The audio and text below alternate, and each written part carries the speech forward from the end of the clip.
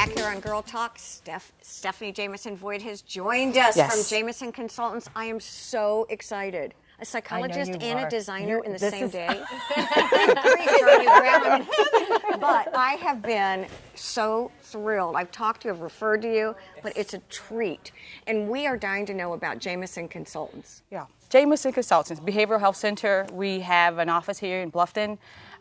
We provide outpatient therapy services to children and their families, adolescents. So we're just excited to be in town. We've been here in Bluffton and Beaufort County for a year and a half. Okay. So they have a contract with the Jasper and Beaufort County schools. That's a big deal. So your focus is helping adolescents through, when you talk behavioral, really and kids of any age? Yes. Okay. Any age, yes. So tell us what kinds of behavioral issues. We have the average behaviors are ADHD diagnosis, defiant disorders, PTSD, post-traumatic stress, adjustment disorders. Attachment disorders. Just there's so many things. Behaviors in schools was one of the biggest things that kind of got us to Beaufort County because we were able to get a memorandum of agreement with Beaufort County School District. And Stephanie, how now does Jasper. it work? What does it look like practically speaking? Ideally, a guidance counselor or a school social worker will call and make a referral after speaking to parents and say, you know, Johnny's been getting in a lot of trouble and he's always in the principal's office. We need help. He needs some help.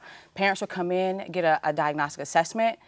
We get medical history, social history, and then we set a paraprofessional or a mental health professional, that's a master level staff, with that student at the school location to work with them one-on-one in the classroom, just to focus on Johnny's behavior because he's distracting the teachers from doing their jobs with the other 20 kids. Okay. So we're focused on, you know, sit straight, don't do that, eye contact with him, redirecting, and he's not sent to the principal's office. That's kind of key. Stay in school. So we will probably just bring him outside, step out of the classroom, and say, you know, this is not good. We talked about these and do different interventions. Breathe, you know, stretch. Let's go for a walk. Let's just talk about it, and then we put them back in the classroom to start again. I asked a really cool question when we were talking. You were like, what is the biggest misconception about a behavioral health center or sending a kid to counseling? That just the person just don't know anybody. You got to fix them. You said They're fix broken. them. They're broken. They just don't get it. They need some act right medicine. There's you still know, something so like many that. stigmas attached to it, aren't there? It's a lot of stigma attached to it. And interestingly enough, May May is our Mental Health Awareness Month. And this is the key. What are you all doing? We are going to be doing free screenings at the public library here in Bluffton on May 5th. Yes, from 5:30 to 7:30. So there's screenings. It's not just a sit down with the parents and kind of talking them through it. There's actual screenings that you're going to be able to. There's actually screening processes. That's huge. And you know, they take about 30 minutes.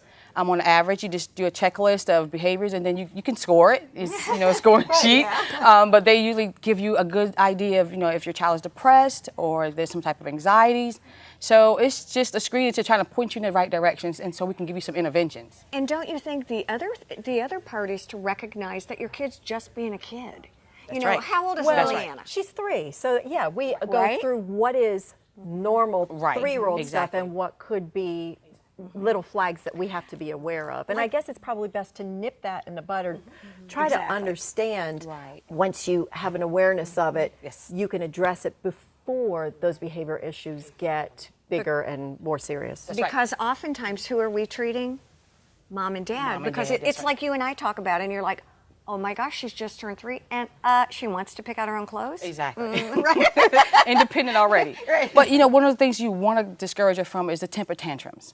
And those things, you don't want to encourage those. You want to be able to have her focus on things and know how to sit straight and not do the temper tantrums, because what's going to happen is when you get out in public, she's going to, whatever it says, they embarrass you. So you want to kind of control that. You know, you don't want the temper tantrums. And you can learn different behavioral techniques. It may not be a long session, but it's something that the therapist can encourage you to do, just little techniques at home with your children that'll help you. This is so great to have you all in our community and to be helping these children. It's amazing. And I knew that there were 2 events, one in Bluffton on the 5th, one in Beaufort on the 12th. Please mark your calendars, and both are at the libraries in the respective towns. And just so important to have your services available and have those screenings. I mean, this is great. And let me say this, one of the other things that we teach in the mental health profession is in order to be a good parent, you have to take a break yourself and take care of yourself. With that said, we're going to take a break. And Lindsay Fazio from Faces is going to come back and tell us what we can do for ourselves when we're under stress with those darn kids. Stay with us.